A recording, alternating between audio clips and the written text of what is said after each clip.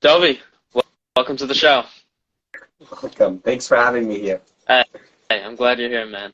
So, you're a magician. How did you get into that? I don't really remember. The most I could go back in memory is I was about 5, 6, and my grandmother bought me a magic set. And since then, like almost every time somebody wanted to give me a present, I was like, I want a magic set. What what I don't is what remember is a magic why she set? bought me or what. What is a magic set? It's basically a kit of a couple of tricks what you can buy in the store. Okay. So you said that was like when you were 6? About, yeah, 5, 6. So Maybe older, maybe younger, not sure exactly. what was the journey like from that moment to now to you doing this, almost full time? So yeah, so I started like every time somebody offered me a present, I would be like, I want a magic set. And I always felt like, I don't know, it's just not the real magic because everybody can go into a store and buy it. So I don't know, like, why am I special? Right.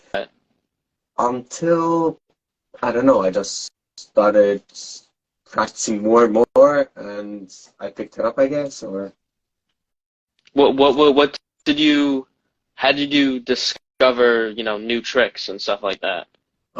So I'm basically obsessed with it. Like if I'll meet somebody who does tricks, I'll ask them, please teach me something. And a couple of my tricks I've learned from a 10-year-old. Just because I'm like, teach me something, Uh-huh. because you do magic. And not always what they teach is valuable, but sometimes what they teach, the actual trick I don't like, but I like the technique what they use. And I'll use it for a different trick. And then Mm, I'll combine two of them, and then I'll be like, it's a crazy trick. okay. So was it all the stuff you learned, was it mainly from, other people in person, or did you watch, YouTube videos and stuff like that? So definitely when I started, I probably watched almost every YouTube video about magic. I mean, not really, not literally, but I watched really a lot. And then I took some courses, some lectures, and at this point, it's probably a person. I mean, Okay. 'Cause I can say I don't. yeah, I and know. also I know like magicians don't reveal their tricks and stuff. So how did you learn, how to do the trick? Was it from, like mentors or people at those lectures who were like, all right, this is how it actually works? So there is this really interesting thing. Magicians speak a certain language. I get every musician probably, any person that like any what's in there, like talentist. Well, anybody who has a certain talent speaks a certain language to a different Mm, person who has the same talent.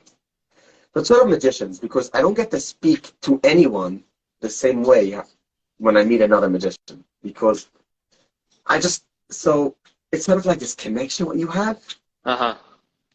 and then it's usually like you just slip secrets by mistake, and then you walk away like, I shouldn't have said that. I shouldn't have, that's okay. Well, yeah, I mean that's the cool thing. I mean, it's like you guys I mean, speak that certain yeah, language, and so you're yeah. like, all right, like you're. I would assume, some of you guys are pretty open to be like, all right, like we speak the same language. Like I'll teach you this trick and Yeah. show you how I it mean, works. if somebody asked me to teach them a trick, I have one trick that I always teach. So just not to be a wise guy, but I wouldn't sit down for a couple of hours and teaching. Right, right. Is that trick something you're able to show us now or no? I could show it. It would definitely be better in person, but I'll just try. All right. So I have a deck of cards. Everything is different, right? Uh-huh. And I'll whiffle down and just say stop. Stop. All right. I want you to take a look at a card, right? Look at the Uh-huh. card. Remember, I'll put it back into the pile, Uh-huh. and I'll shuffle. Now, really, I can end the trick however I want, but the easiest way would be that you chose the 8 of diamonds. Yeah. Now, I can end it like flourish and all crazy things, but that's the basic idea. So what I did is, when I took the card, I bent it slightly. Now, if you hold the card in your right hand a little lower, I'll turn it around, you'll be able to see. Uh-huh. All right. Do you see over here the 3 of spades? Yeah. Right? So when I hold it like this, I can see over here the three of spades. Ah, So okay. like, can everybody see the card? Right, And and you can see then it. I'll be like, I'll turn around and shuffle. Yeah, That's that's it's pretty like good. an easy trick. It's a good trick. So that's what I like teaching. Um, yeah. Are there any were there any tricks or certain physical objects that you have to use for a trick that you tried to learn, but it was just like, oh, it's too difficult, or one that just took a very long time? Okay, so it's gonna sound pretty stupid because you've probably seen me or any magician do that, Uh-huh. right? Just a full flourish. So normally when we do it, we flourish down the cards this way. Basically, I hold it like this, right? Hmm. It falls down like that. So I've seen one magician, and he's the only magician I know how, like, who does it. He flourishes, puts, like, goes down this way. I don't know, horizontally, whatever. I don't know what it's called. Uh-huh. So I could try to do it. I've never mastered it yet. But yeah, and I'm Okay. practicing already a couple of months for it. I still don't know it. Right. Yeah. It's like this small detail. I don't think anybody would notice if I do it this way or that way, but I guess it's my own obsession. Right.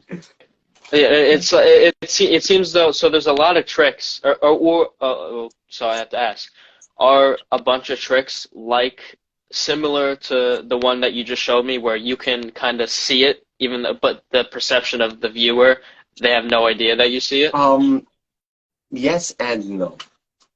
Because once I know your card, I can do 1,000 different tricks. I can um I can tell you like I'll read your mind, or I could just do like I'll just look for your card, right? I can set a prediction because once I know this one thing, the outcome can be different. Like just for a challenge once, I had a gig and I'm like, I'm gonna use one method on everybody here. It worked. I mean, sometimes I had to do another one just in case for backup, but more or less I did a whole game. It was like a couple hours just with the same method. But they don't feel it because the outcome is different every time. Right. Well, what's it like, performing all this stuff in front of larger groups of people? Do you get nervous, or do you mess up sometimes? Uh, I do. I do get nervous, and I've had it that I show up and my first trick fails, like my opener. And usually at that point, I'm like, okay, I failed my first trick. I tell the audience, I can't go worse than this. Let me try again. Because like, yeah, but I do it. Sometimes I just get nervous and the cards like fall out of my hand or Right. When did you decide that you're like, all right, I feel like I'm good enough at this that I can, start performing in front of people? I still don't think I'm good enough. But so when I started performing in front of people was probably a while ago. I was together with my friend in a mall. At that point, I only knew like a couple of tricks. I had one trick what I came up with and like just a couple of tricks. And I was in a mall and my friend was like, okay, Dovy, you're going to show the guy but they can share a trick. And I'm like, no, I've never showed a random person a trick. I'm like, no way. But he's like, come on, you do magic. And I'm like, no. So he's like, okay, give me the cards. He takes the cards, he walks over. Hey, you want to see a trick? And he just makes himself crazy. And the guy laughs and he's like, no, but I'm not a magician. That kid over there, he's a magician. Uh-huh. And then he calls me over and I'm like, okay, I'm here with the cards and he's like, I just have to show him something. So I take the cards and I showed him a trick and it worked. But I was literally shaking. It was so Right. scary. And afterwards, I was like, you know what? Why don't I do it more? And yeah, since then I just, like a lot of times, or I used to do it more, maybe I should start again. I would just go to a park or any public place and just stop people, ask them if they want to see tricks, just to break the fear and to practice. Yeah, I think that's a really good way to do that. I mean, I think and virtually with anything in life, you gotta go out and practice, with real people, whether you're just trying to, maybe you're socially anxious and you're just trying to, be comfortable with people in conversation, Yeah, stuff like that. Um, so yeah, no, that's a great way. And then, on your YouTube channel, you have some of the videos where it's the in perspective of you, someone's recording you and you're doing the tricks yeah, in front of people in person. then so with that, how many are there a bunch of takes that you have to do where, like the people's reactions aren't good, so you just have to cut it out? So usually I'll go record like for a couple of hours or like a full night, full day. And then afterwards I'll just edit out like a 10-minute video or shorter. I actually had a video I recorded 2 days ago or whatever, a few days ago. And like it was a couple of hours and something was off with the audio or with the camera and can't use anything. Maybe like one video, a couple of minutes. Yeah, like Yeah. that's really painful. Oh yeah, no, I would imagine. I mean, Because you travel, you go and yeah, nothing. right. So, what do you think? What do you think are some misconceptions about magic? Like a lot of people think it's this way, but it's not actually that way. Sure. So most people think that a magician is meant to fool you, which could be certain magicians, that's their job, but I definitely don't believe that magic is supposed to fool people. You're not supposed to walk away like feeling more stupid or feeling like Right. that guy's a cool guy. No, it has to be a way to just entertain you. Like just entertain you and show you some cool stuff. Happens to be that you use magic, but it shouldn't be like, let me show you something what you don't know. I'll blow your mind. No, it's like, yeah. Like a lot of times I'll perform a trick and I'll be like, I don't know how it works. So I'll just play along like, how did it work? Yeah. Because it's not supposed to be like, maybe different magicians have different opinions, but in my opinion, it's like, shouldn't be that way. It should be more of a like, let me show you. No, let's see. It might not work. It might work. And Right. yeah, I try to show myself more as an entertainer. I think. I mean, I think that's a pretty good way to do it because you're being humble with it. You're not like, oh, Yeah. you're not like, oh, look at all these tricks I can do. You don't know what the hell I'm doing. You're dumb or something like that. You know what I mean? Yeah, I try to sell myself as a human being. I'm a person. I could mess up, and that's actually the good part because if I'm humble and I mess up, the people are going to be like, all right, listen, but he did like a lot of different good tricks. If I'm a wise guy, they're going to try to mess it up. And then when I mess it up, I'll be like, he messed up. Right. Right. Yeah. Rather, I mean, I think like that with anything. It's like, it's good to, build like a connection with someone and you're doing it because you're trying to entertain them and you're trying to allow them to have a good time as well. You're trying to have fun with it as well. You want you guys to get along essentially. Right. You don't want anyone to think, oh, this guy's trying to fool me, or on your end, like, all right, I'm not like impressed. Like you don't want that tension. Yeah. So usually, like, if I'll see a person be like, he moved the card over there, I'll be like, listen, calm down. I can't fool you. If you want, I'll teach you. You can ask me afterwards how it works. I usually wouldn't tell them, but I offered them. He could ask me. I'll be like, I can't fool you.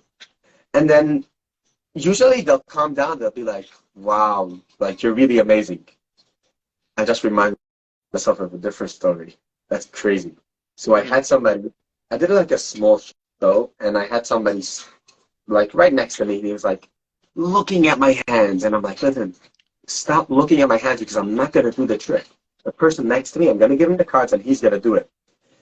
And the trick was basically he had 2 cards turned over into the deck, and then he placed a 3rd card, and that 3rd card went in between both of the 2 cards.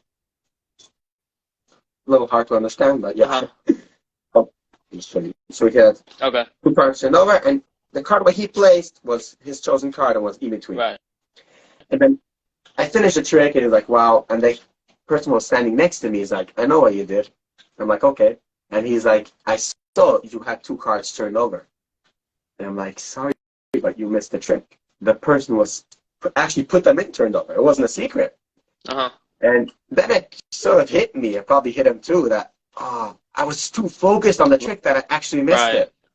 So that's how I usually like, just relax and you'll see it.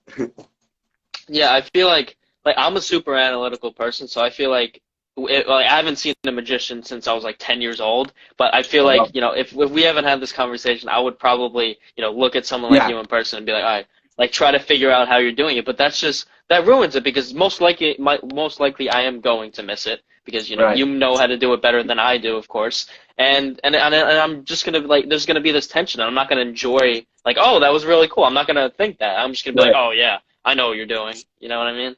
Yeah. So in terms of you, you have ADHD and dyslexia, Yeah. right? Do you think that plays into like the magician aspect of like does Oh it yeah. It's how does that incredible. how does it help you, not help you? All right. So just imagine an elder guy or anybody trying to explain me how a trick works. About 50% into the trick, I figured out the whole thing. And they're still talking, they still have to finish. And in my head, I'm like, all right, listen, let me practice. Let me get it done. Because Right, I figured it out because my mind's flat. And it's like, I stand here, but I have zero patience, but they have to finish. right. It's like,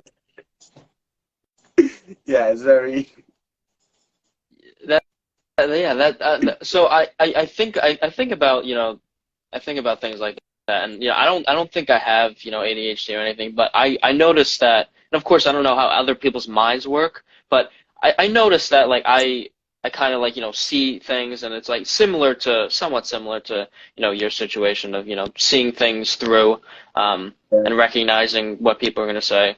I know an issue that my friend had.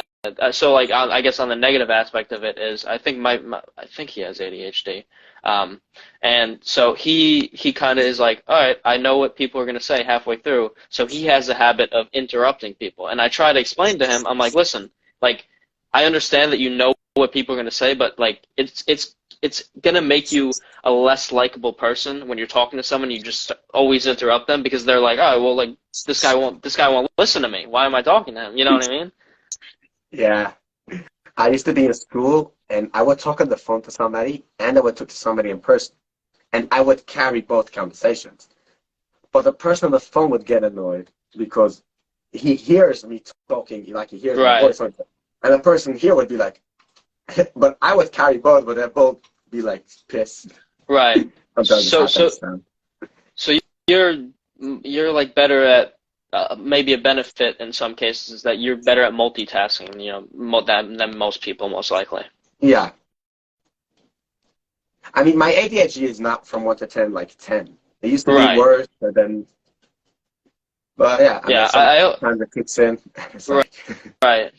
Yeah. There's a it's a really I don't know. It's a really interesting phenomenon to me because it's like I also I've heard in the medical industry and stuff like they're really overdiagnosing people with something like ADHD nowadays. yeah, So it's like people might not, they might be younger and they might just, like they're still developing, so and then they just diagnose them with it, and then right. it's kind of like, and I also think about, if someone doesn't really actually have it, but they're diagnosed with it at a young age, they might go Okay. throughout like their teenage years and their 20s, whatever, thinking they have it. So then it's like a placebo effect, and of like the negative aspects might affect them more. You know what I'm trying to say? That's true. Yeah. I mean, it's just, I guess it's like that with. Uh, Anything. Yeah, I mean it's like I think we underestimate like the power of like our mind and like what we So, believe something, and when we believe something, how much that can affect something even if it isn't reality. yeah. Like, But I've seen it then, in magic, how many things you can just do with your mind. It's crazy. yeah, Mind doesn't but matter.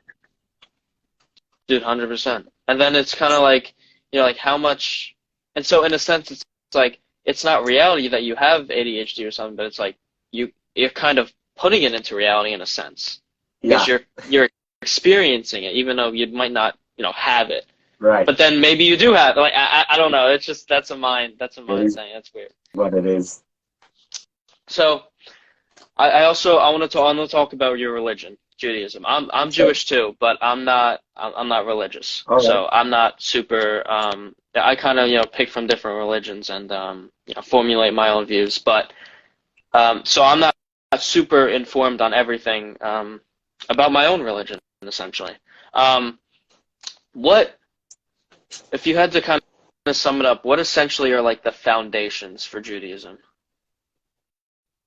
Like some core Uh, beliefs. core beliefs that God created the world. And it's not like he created it and it runs. He actually is creating it every second. So, like, he's making my hand move every split Uh-huh. second. It's not like he created it and it just goes. I think that's the first belief. I think so. What's your experience like, with growing up? And did you grow up in the religion mostly? Yeah. Okay. It's probably like very different than non-religious. It's like it's a different language. It's different. It's like totally different. Like, yeah.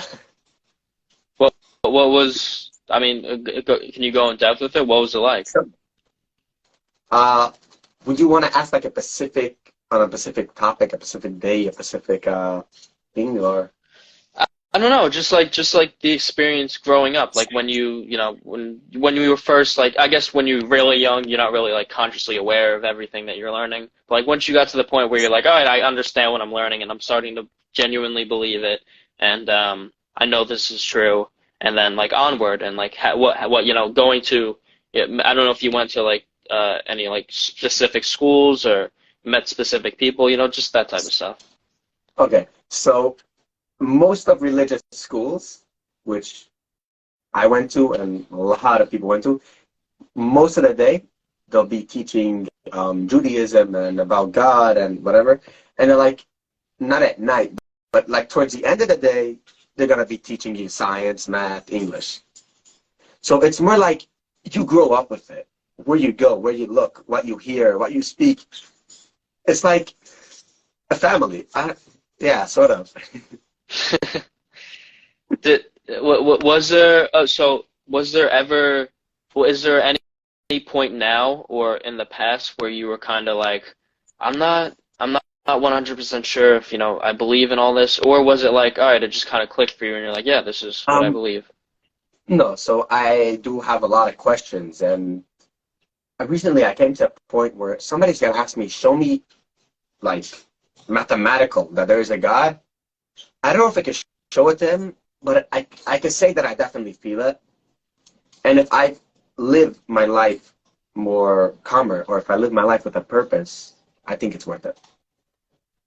I mean, there is ways how you can show mathematical that there is a God, but I've practiced it a little, and that was also one of the problems. I was sitting by a class just to learn like more, and I just felt like I got bored. I just walked out. I was like, I couldn't sit anymore. I mean, it was interesting. I wish I had all the knowledge, hmm but it's like, yeah, I mean that's a huge thing with, I think, like any religious belief is, there's the aspect of, studying, the language and studying the, what the Torah or the Bible or whatever it is in your religion, and it's like, all right, like I'm learning about this and this is how they say this works and this stuff. But there's also an aspect of faith. It's like you might not know 100% in your heart of like, all right, just because I read this, it's true. It's like there's also an aspect of like, all right, like I have to, take that knowledge and also like be like, all right, I have to, have faith and believe. right. No, so I'm very. If I learn something, why do you say so? Why is this true? Like, I'll dig deep into it. So I can, yeah, definitely you can prove certain things that are written and that it's real, that the Torah is real, and Right. that's why I believe in it. But But I think I'm glad that you said that because I think that's a really powerful thing and mindset to have. Even, as a religious person, it's like, all right, you're telling me this, but why is this true? And so you're digging deeper and being like, you're not yeah, just they're not just telling you, all right, this is how it is, and how do you're I know just that it's blindly believing it. yeah? Why should I believe you over somebody else? Right. Like my friend always tells me, if somebody's gonna teach him the Quran or the Bible and show him that it's real and it actually this, he said, I'm gonna switch. I mean, he studied Judaism enough to say it. hmm I mean, I've studied it, but not that much like him. And I guess at a certain point, it's true because if somebody comes to you and shows you that your religion is not real, you sort of don't live with a purpose anymore. Right. And then it's like, Yeah, I'm not like directly tied to like one religious faith, but what I really respect about, Christianity and Catholicism and, Judaism as well, and I mean basically every religion is, you're living by certain principles, and most of the time the principles, they're not like harmful to you Right. or the other people. It's kind of like this is how, you can live a good life and, treat benefit other people as well as yourself, and, love and all this different stuff. And so it's like it's because I'm all about, discipline and, like being able to like do things for the greater good, all that type of stuff. So it's like, when I look at someone who's really religious and they're following and they have all these practices and they're devoted to this and that, it's like even if you don't believe in it, like that's a really respectable thing that you believe in something so much and you're spending so much energy doing that and you're Yeah. doing all these practices and stuff. Like that's a really respectable trait. Thank you. Because it translates to other stuff in life too. Like Right. you're really devoted to your faith and stuff, but like because you are able to be that devoted, you can also be devoted to all the other practices and all the just other stuff in your life, and helping other people and Right. benefiting yourself in this way, and all these different aspects of life. I mean, that's what Judaism is a lot about. Live your regular life, and while living your regular life, if you do it, just do it for God. Like you can live. There's a law how to tie your shoelaces, like in the Torah. And I mean, why? Is it a big difference if you tie? So basically, you have to put on your right shoe, then your left shoe. But Uh-huh. when you tie it, you tie your left shoe first, and then your right shoe. And really, what's a big deal? But no, it's Right. like anyway, you put on your shoes, and you can do it for God. So just do it the way He wants. It's like Mm-hmm. live your regular day-to-day life, and just do it for Him. Right. Right. Is there any Are there any like practices or certain beliefs that you've discovered that you're like, all right, this is kind of like I don't know if I believe in this. Like it is because I know a lot of people are like for example with the Bible, if you're like I believe every single word in the Bible. Do you believe like every single word in the Torah? Or is there certain stuff where it's questionable? Um, really, I believe that if I believe one word, I have to believe everything because then Right. it's not gonna make sense. But I think I believe every single word. Maybe we don't understand exactly how it's written, or we don't understand the explanation correctly, but I think I believe every single word. Right. And what you just said about, like understanding it correctly. I think that's a lot of stuff about like these religious texts is like it's like when you read it, you have a certain perception of, all right, this is what this means. But then, someone else might read it and be like, oh no, it means this. So then Right. it's kind of like, all right, well, who's right? So, I mean, I have people what I can reach out to anytime I'm like, okay, something doesn't make sense, or what does it mean? And they'll explain me, like, okay, how it works, or Right. Right. Because it's like I was talking to, my good friend of mine, George. He's a Catholic missionary, and I went to he was walking me. We did like a Bible study, a few of them, and he was kind of because I wanted to learn more about it. And he was walking me through some of the stories in the text. And when he when we read through the Adam and Eve story, it's like he was explaining to me how like there's a few different ways like you can interpret this. Like when God tells Adam and Eve that do this and this is the only thing you can't do. I think it was like you can't eat the apple from the tree, whatever. right, And so you could perceive that as, all right, this is God trying to protect you and just allowing you to do all these things, just not this one thing. Or you can perceive it as controlling, like, oh, he's not letting me do this. So there's right, with all, and I'm sure with I haven't read through like all these different religious texts, but I'm sure within a bunch of the different stories, it's kind of like, all right, well, there's multiple ways for me to perceive this, and then yeah, that of course will then affect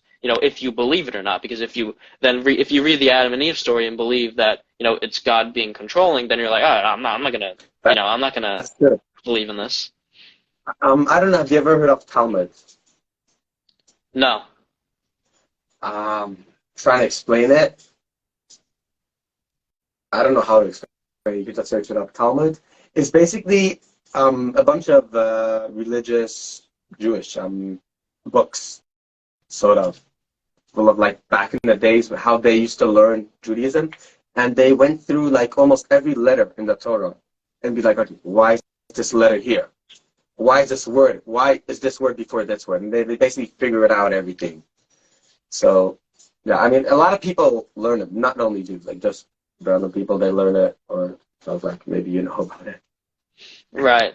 Are there any like specific like meaningful passages in there that like you remember or stories? Uh, Because I trying know to I think know because I know for like I think there was hopefully I'm getting it right. I think there was it was like his name was King Cyrus or something. I think it was in the Bible, and it was like he conquered a certain area, and there was like treasure or whatever, and there was like all these riches and stuff, and in that was a Bible, and he read the Bible, and in the Bible he read about himself. So like they have like prophecies like that. Do they have so like where it's like he read about himself in the Bible, so like it's kind of like that was destined to happen. Do they have stuff like that um, in Judaism? and they have in the Torah certain things that is predicted already, like before it happened. Yeah. Um, like when God gave the Torah, there were 6 million Jews there. I don't know, 6 million, whatever the number was. I don't remember the Uh-huh. exact number, but whatever, there's a certain amount. And that's one of the reasons what a lot of people use to show that it's real, because you can't make up a number with so many people and people will believe you. Right. So if it says it had to be like that, there were actually so many people. Yeah, well, what's the There is one. yeah, No, go ahead. no, go ahead. No, I was just gonna ask you, so go ahead, and then I'll ask you after. There is one part towards the end of the Torah where, all right, so Moses went up to God and brought us down the Torah. And then I think the Jews were going into Israel then, right before. Whatever. So there was one, like at the end, there's I think it's one paragraph, maybe two, where Moses passed away. And it says that Moses passed away. So it's like, so over there's like some people say that God just wrote it before, or somebody else wrote it. Like he knew he has to write it, so he wrote it like for Moses or whatever. There's a lot of ways how you can learn it. That Yeah. Moses read it and he knew he's gonna die, and he knew, but he still had to do what he had to do. Right. What's the process like when you go to temple? How does that work? Um, you just walk in and you pray. So yeah, there's a lot of like laws. So usually when we pray with 10 people. Like there's certain prayers where you can only say when there is 10 people there. Um, do you know what tefillin is? No. The just all right. So there is Oh, this yes, yes, yes, boxes and yes, you strap it yes. around your hand. So in the morning and besides on holidays and besides Saturdays, we put these on just in the morning. So we go 3 times a day to temple, and in the morning we put on. It's called tefillin, basically a box. Inside there is written. How do you call it? Written things from the Torah. Like scripture? I would say like, yeah, like the laws of wearing it Okay. are written inside, and that sort of connects you and God. So you basically, it's like a string. You tie it around your hand and then around your head, and there's a box here and a box here.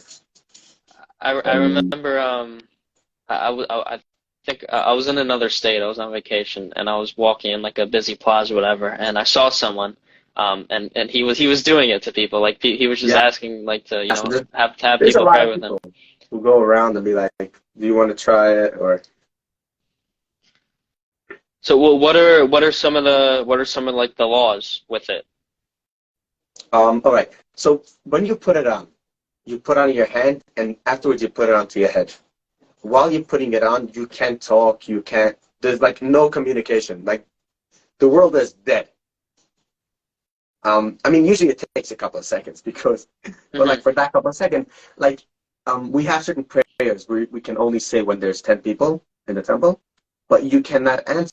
You cannot say it with them while you're like everything is dead. Hmm. Um, I mean, a lot of people don't talk when they wear it. Like I don't try to talk when I wear it just because I like it's connecting me to God. Why should I bring in somebody else here? Hmm. I mean, but that's not a law. Like it's just Right. some people do talk, some people don't talk. What else? Um, basically, Okay. What is what do you believe happens after you die? one part what I haven't really figured out, but there's definitely like I'll have to confront somebody and be like, all right, for all the bad things what I did, I'll go to hell and hopefully it'll clean me out so I get to heaven. And for all the good things what I did, I guess I go to heaven. Something like that. But Do you know if like the heaven and hell in Judaism versus like something like Christianity is different, or it's I like haven't virtually the same? really, I haven't studied Christianity, which Okay. I love studying other religions. Like I wish I knew every single religion Hmm. and everything about it, but yeah, I mean, I'm only human. Right. Yeah. I But mean, yeah. Go ahead. I mean, you could tell me about Christianity, and I'll tell you if it's similar to Judaism, but I don't know Yeah. like really that. I mean, like I've talked to like a bunch of people, but you know, I don't have a super clear and concise explanation, and I don't want to say something right now and like misconstrue it, and like it's not actually the truth about what it Right. is. But I mean, what my you know, I think a lot of us have this. Maybe it is like this, but I have a lot of people have this perception of like, all right, heaven is like, you know, you get all your desires fulfilled and like happy ever after, and then hell is like you're burning for eternity, you're just suffering and you're pain and stuff like that, right? And Okay. when I was No, talking no. when I was talking to my friend who's a Catholic missionary, he was kind of describing it as, you know, it's not necessarily that hell is, you know, like burning for eternity and it's all painful, but it's like essentially just eternity separated from God. So that is painful because it's like, you know, if God is real and God is, you know, the truth, right? Then it's like if you're eternally separated from Him and that, it's like, all right, well, you know what I mean? So, Yeah. but like that still, you know, raises some questions. But that's I don't want to say anything more because that's kind of like the only thing that I have a view on. I need to look into it more. So in Judaism, we definitely believe that uh, hell, you don't stay there for always. You go in, it sort of like washes you out, like a wash machine, and then you get to heaven. So just like you gotta Okay. pass it to get to heaven because you did certain things that I don't know exactly how if it's painful or how they torture you, if they torture you or how yeah, but I Right. guess it's Right. You know, I think about, you know, like they talk about like, you know, demons and the devil and stuff like that. It's like, and you know, in all these movies and TV shows and you know books and stuff, it's like that's like described in there. And you know, I try to think like, you know, if that's real, it's like how does that play into like people's lives? right. Um, I don't know. Yeah. It's like I don't know. I mean, I guess that every movie, every video is different. But yeah. And, and you know, I think like you know, are some of these tellings and some of those experiences that are within there, do they stem from just their imagination of what you know that demons and from hell would be like, or is it based on you know like scripture and like this is you know kind of how we're portraying it? Um, I don't know because probably every conductor of a movie makes up his own thing. And Right. I want to be amazed because it has to be interesting. You can't just but there's probably some truth, like they say every lie has some truth in it. So it's like, I don't. How do you think? How do you think? Well, essentially, what is Jewish culture like? Like, what is there like certain things and that you do that someone else or someone of a different religion or not religious person at all wouldn't do? We talk different, we look different, we act different, we eat different. We're just different.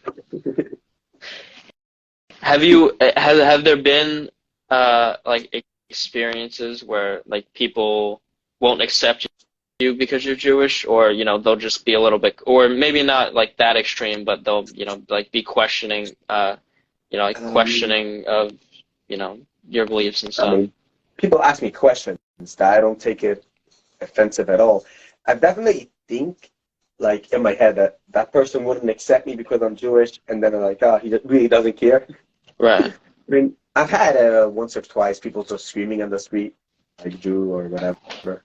But Uh-huh. I will say my life is too short for negativity. Right. Let's move on. Right. I don't. I never. Well, of course, that's like the extreme side of it, but I also don't, on the less extreme side, but still not positive. I don't really understand why, like people, some people, there's certain religious people, I'm sure in all religions that are like, they dislike or claim that they hate people just because they don't believe what they believe in. And I think to myself, like, if your religion, preaches love and stuff like that, it's like you're not you're not spreading love by, like That's talking like true. that to people and stuff. But And I think like I mean, every religion claims that they are the real one and they have the truth. Um, but yeah, that's part of being a religion, right? It's part of right. belonging to a religion. And and and that's where it's like, you ask, yeah, I mean, there's endless amounts of questions. It's like, all right, well, which one's right? And if I Right. study, if you had the time, which most of us don't, if you had the time to study every single religion, it's like, if you grew up, Catholic, would you change your beliefs or would you stick with them or like, and there's just all these different questions of like, it's like, and yeah, because there's all these different religions claiming, all right, this is the truth. So if Right. you don't and so if you grow up a certain religion, you're most of the time like, all right, this is how it is. This is what I believe. But if you don't, it's kind of like, all right, well, and some people just pick one and run with that, and then that ends up being what they believe. But then, in the grand scheme of things, you could just look at all of them and be like, all right, well, where do I start, and what could Yeah. possibly be the truth? Or maybe there's truth in all of them. Like who? I don't know. Right. What does kosher mean? Uh, who? So there are certain laws before you eat something.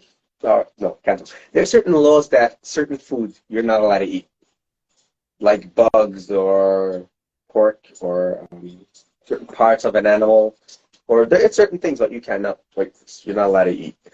So kosher is more of like if it says kosher on it, it's certified by a rabbi that this thing doesn't have this and this and this. Or like the machines, we're not allowed to eat dairy and milk together. So if this machine has milk and dairy running together, we can't eat from it. So it's like kosher basically means it's certified by a rabbi that everything in there is according to the Torah. Okay. Do you have an idea of like why you can't eat certain things together and stuff like that? Like, is there like a reasoning provided? Um, that certain things do have a reasoning. Um, I haven't learned all of the reasons Right. just because I believe it and like the fact that they give a reason, I'm comfortable enough not to learn it Hmm. because there is a reason. Right. Yeah. Like most of the There's, time, if yeah. there's, let's say, all right, in Judaism, there is this thing right when you wake up, before you get down to your bed, you say like a sort of blessing. It's like, it's 8 words, about 8 words. And then scientists have figured out like a couple of years ago that when you wake up, if you go right out of your bed, you get dizzy. Like it's not good for your body. You got to count like 8 seconds, and it basically the same long as it says to say this prayer. Is this prayer because you shouldn't run out of your bed? I don't know, but it's sort of yeah. Right.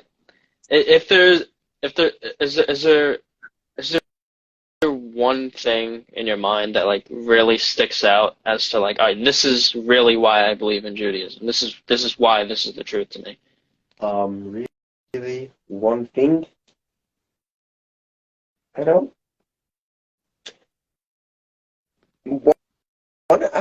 Be Judaism. I think I don't know. I haven't studied every religion, but I think it's the only religion that we believe straight to God. Arabs believe to who is it? Whatever. Every religion believes somebody, and that guy got something from God, or that guy had a dream, or that guy is a messenger. But if you believe in God, why don't you cut that guy out? Hmm.